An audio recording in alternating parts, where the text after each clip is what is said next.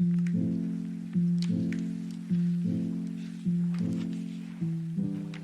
don't have time for intros today. It's a new chapter in our lives. We're on episode 10, and I fucked up. Episode 10 took about 3 weeks to film. I restarted my PC. Poof! Episode 10 didn't make it through the restarting of my PC. All other episodes did, 1 through 9, unscathed. Episode 10 just didn't want to join us, so we are going to refilm it, and what you're watching is the second version of that. Originally, episode 10 was 10 of these projects that were kind of at different stages of being complete, and we went to all of them and tried our best to complete them. Sometimes I added more work. Sometimes I didn't even finish the project. So it was a very good episode, but I'm actually not too beat up that it's gone. So I had 10 of these projects, and we were going to end with scouting a 1.21 location. I did all that over a month ago, so we are in 1.21, and for this episode today, I think we'll look at all of these projects, we'll go take a peek at all the stuff that I did, and then we will round out the episode probably doing 1.21 stuff, and then I can get right into recording Season 2. You notice I don't have Elytra on? In Season 2, I mentioned in my other episodes, I ain't touching Elytra. For this, technically we're in Season 1, right? Right? Alright, let's go look at some projects.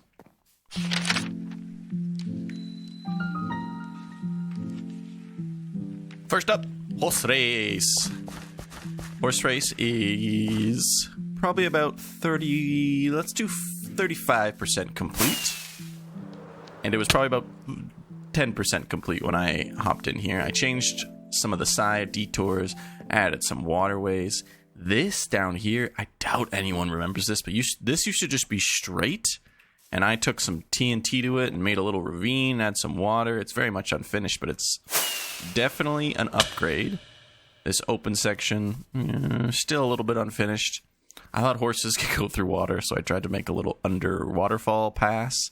That didn't work out. You live and you learn, Then we have our little bridge section over here.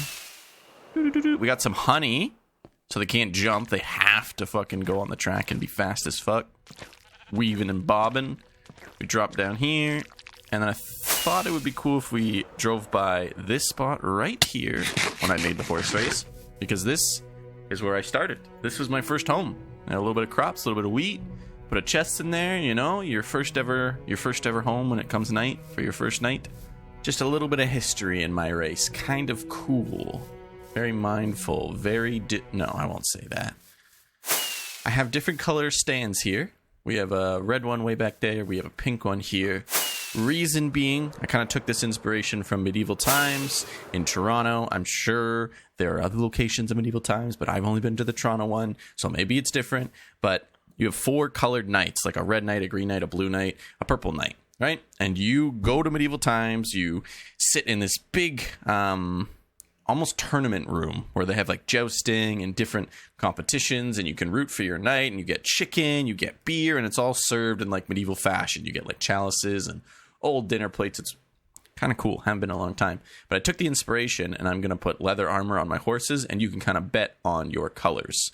So if you're rooting for the red team, you got your own stands. You're rooting for the pink team, you got your own stands. Obviously, if you just want to come and see, I'll create some neutral stands, So everyone's invited. But this is a horse race project that I bit off way more than I can chew, and it is a common theme throughout these projects. You'll probably notice is I bit off way more than I can chew. I've never built a horse race. I've always seen them be built, especially by like B-Dubs and Etho and Hermitcraft. And they work together, and they took a long time too. So I don't know what it is. If you've ever made a horse track, it's a long project. It's not just like erecting buildings and laying down like track pieces. You have to think. You have to think about where everything is going and how it's going to loop back around. It's fun, but boy, is it long. Let's go to our next project.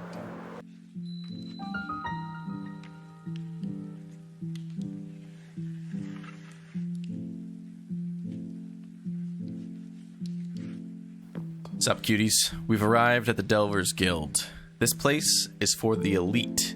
We are below the Scorched Hammer, and if you remember, the Scorched Hammer has 5 ranks. I'm not going to list them, but the top 2 ranks, Norvos and Nephaesturite, Nephaesturite being the highest, They are the only 2 ranks that are allowed within this Delver's Guild. The reason being is within the academy, when you reach Norvos, you must select a Delver role to fall into. And these Delver roles are why we have these 3 rooms. And you can choose whatever one you want, but they are proficient at different things. So we have the Alchemist, the Rangers, and the Scouts. Scouts are the information, Rangers are your combat experts, and these guys are kind of like the support role. They're going to have potions and stuff to kind of guide you through the depths. I think we're done with the Delver's Guild, though. I urge you to download the world for the first time. I am going to try to put in the description. I'm going to remember. Remember, when I'm editing this, download the world, throw it in the description. Boom. There's no way I forget now. We're going over to Lumbai. There's a few things I did over there. The first thing we're going to look at is the sheep farm.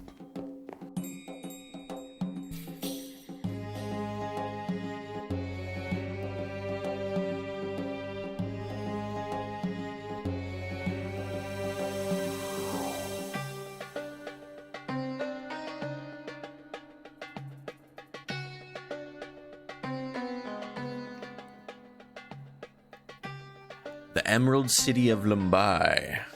The trade capital of all of crafting lore. The place is unfinished, but the aspect of it is still one of my favorites. So we're looking at the sheep factory today. That's where we're standing in front of.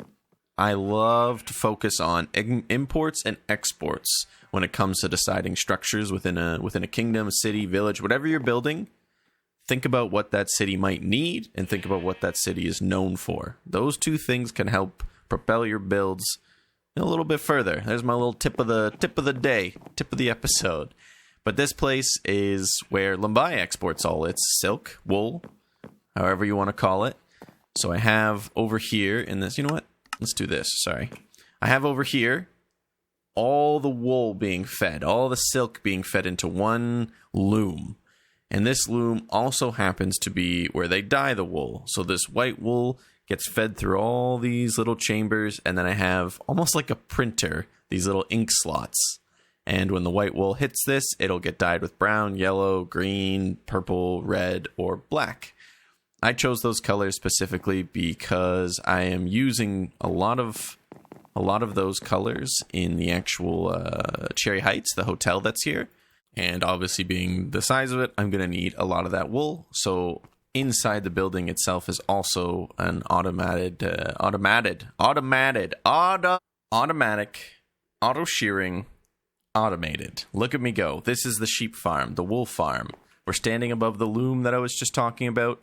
Above here is actually a full automated sheep farm. So this place is both form and function. On top of that, I've talked about it earlier in these episodes. I have these big monorail systems that I haven't decided exactly what the transportation is going to be. But I imagine people taking this little lift over to where I'm standing right here. They actually clock in and clock out. Make sure to clock in before dropping. Have a wool I hate myself sometimes. But that brings them, all the employees over. So this place has form, has function, and provides jobs. My English is real bad today. Thank you guys for sticking with me. It adds to it, right? Who likes to speak normal? I'm trying to keep this bus moving, get to the more fun parts at the end of the episode, but I want to make sure you guys see all the projects. That's the wool factory that we were just at. This is the wheat fields. It's got other crops, but I'm just calling it the wheat fields of Lumbai. Lumbai has a lot of fucking money. They don't know the definition of kind of holding back when it comes to spending. So they built this huge farm with these dope-ass fucking machines. They're on tram lines, just like in real fields, you know? A big old farmer brain over here. I'm such a farmer with all my farmer knowledge. They go up and down these tram lines, and they have like these little elephant trunks at the front. And they kind of suck up the crops and either grind it up into flour, you know, if it's wheat, or just pick it up and distribute it to the hotel. That's the whole point of these wheat fields. It's probably gonna need another another wheat field over here. Lumbai's a pretty big place. All this couldn't just supply the entire city, you know? Some of their stuff is imported. Like I said, they don't know the meaning of holding back. So let's move on to the next stop on this little quick tour. Quick tour. Tour's done quick. I've spruced up the iron farm up here. I gave the tram line cute little hats. I wanted to have a way for the iron to be transported between this big iron mill and Scorched Hammer. So they have hats now that carry iron from to and fro. And then down here, we have Ender Pearl. Down here, we have these like wagons that kind of get pulled around and maybe shipped up to different countries. There's even a little river. Maybe they take some little tiny boats to and fro. Lots of ways to distribute their iron. But I added here, probably well over 2 months ago, a full entrance into their establishment, which never was. There's never a way to enter this establishment. Excuse me. So that's pretty cool. It's very barren. It's very empty in here. That's the actual... That's the actual iron farm up there. But I tend to, throughout this tour, ramble. And we're not going to ramble. That's it. That's all that's down here. If you want to explore a little bit more, there's some cool stuff down there. But I'm just catching you up on what I built. It's not meant to be a big, extensive tour again. And what I built or added was this whole side piece and the hats. The hats are probably the most important. Let's move on. So if I stand over here, very evil. Very scary, very spooky. But if I stand over here, very cool, very ominous. I like the transition too. Why don't they fuck with this stuff in like caves? Can you imagine if there was a biome in the caves that caused like this fog of war where you could only see a certain amount of blocks? While we're on this topic, do you remember bedrock fog? I used to build mazes in the depths, and one of us would be like a killer in the maze, and your friends would run through and try to collect, like, you know, kind of like Slender, try to collect like 5 or 6 different pieces before everyone was ultimately killed by the killer in the maze. That guy's having a lovely day up here. But we're in the Nether because I finished the Nether hub. It's got a roof. It never had a roof before, and I added these little boat dispensing lovely things. And then the Nether Zoo.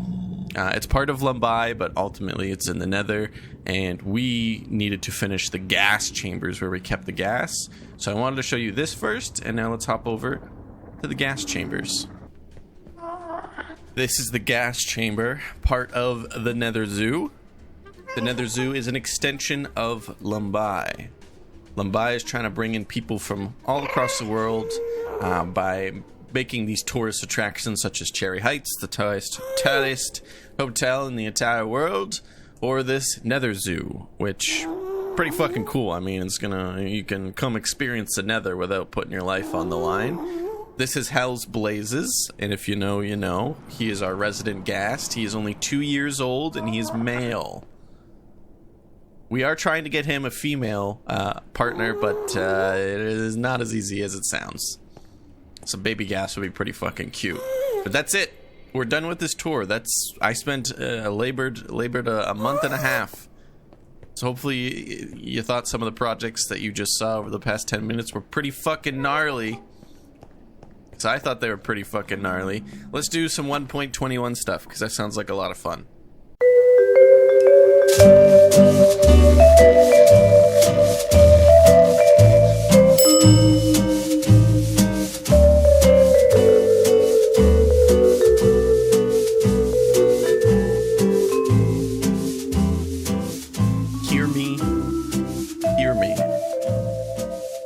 Standing above a trial chamber. Season 2, Episode 1 was going to be all this fancy 1.21 stuff. Lucky for you, Episode 10 crashed and burned, disappeared into the void. So we're doing all that fun stuff for Episode 10 of Season 1. What the fuck I'm going to do for Episode 1 of Season 2? That's a problem for future me. Not really going to worry about it. So let's jump into the trial chamber. I've created a little bit of lore around it. The gods of my series, the gods of crafting lore, one of them has created these trial chambers as a means to test mere mortals on their prowess, their strength, their wisdom, their decision making. So trial chambers were created by gods for mortals. This tent right here is set up by one of these mortals researching the trial chambers. So there's an individual in my series, a person that lives amongst us, that loves the trial chambers. And they set up these camps to observe and test themselves at them. So this is what we're doing today. We're going to jump into the trial chamber. I've never done one of these. I have set up, obviously, some structure around it, but I found where it was and I just built above it. I don't want to do this with my god armor, so I got some gear here, and we're just going to go on with a bow and some iron tools, and we're going to see how we do. All right, so let me get situated. We are entering the trial chamber. Ooh, what do we got? Spiders. Oh, a potato.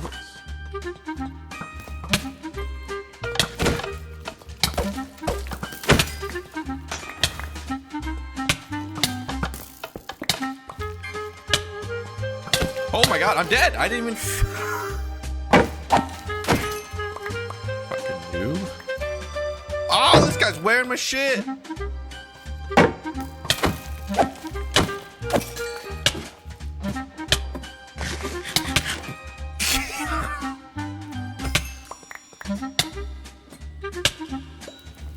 Give me that key.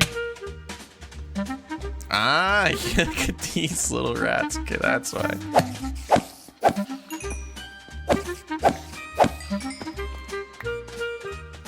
Now? Yeah, baked potato. Fuck you. Ooh, big room. Big room, big room, big room. Oh, and there's a respawn.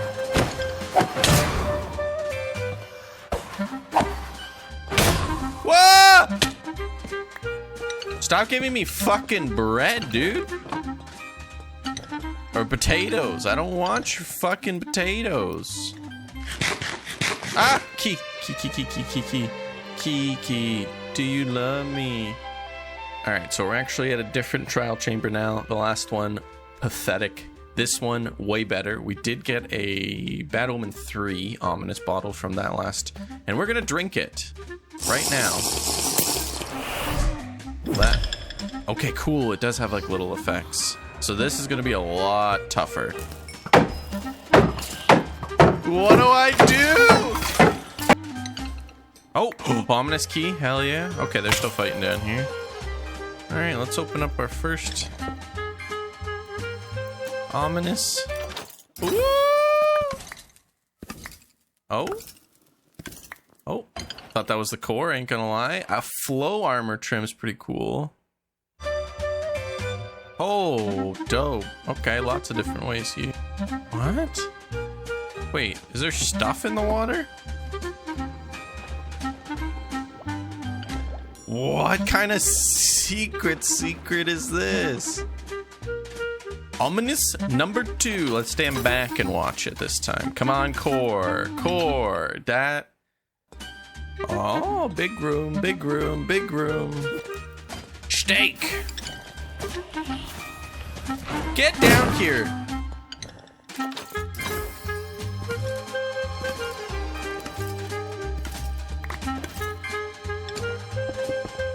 Money. Core. That's garbage. Alright, folks, it's the last ominous key before we get out of here. Spent about an hour and a half between these two. You're a scam artist. Come. Step into my trial tent. We have some rewards to take a peek at, My cat's got the zoomies. You might hear him squawking in the background. The rewards from the trial chambers. The 2 that we have done. This is what we got. Unfortunately, we didn't get a core. Big sad. But the best part about this, it's not the ominous bottles or the ominous keys. The breeze rods are a huge plus. Really like having those. It's these fuckers. Bulbs. They're a new block in 1.21. And look at this. I didn't look at the recipe till recently. To get 4 wax bulbs, at least you get 4, not 1. 1 redstone, 1 blaze rod, and 4 of whatever oxidized state you want to get the lamp. Personally, I'm a big fan of the exposed. The fully oxidized is not really for me. I like the list. This looks like a little bit mossy, you know? It just blends with a lot of other blocks in the game. It's just ridiculous. You got to go to the Nether and go downs into the depths just to get a light source. Like, that's a little much. So I will be robbing that place blind of more of those. I would like to thank anyone who watched this series.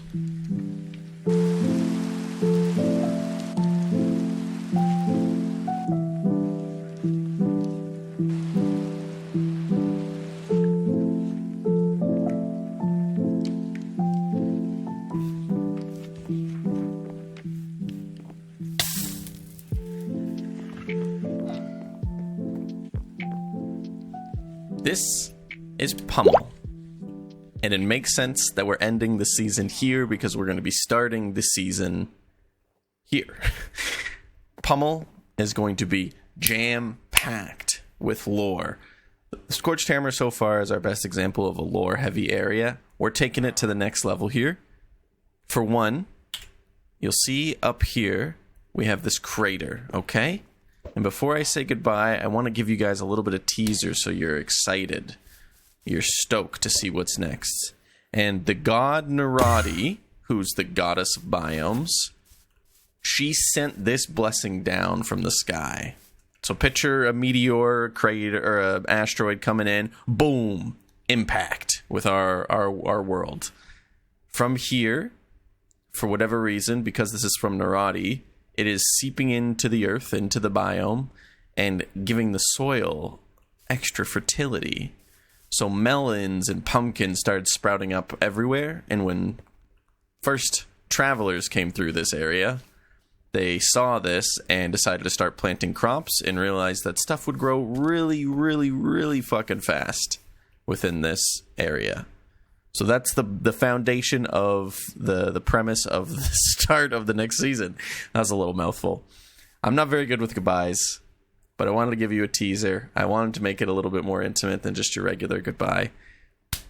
You won't see me for a couple months. I'll be grinding out. I'm going to miss you guys. Hopefully you miss me. Get ready for season 2. And I love ya. Bye-bye.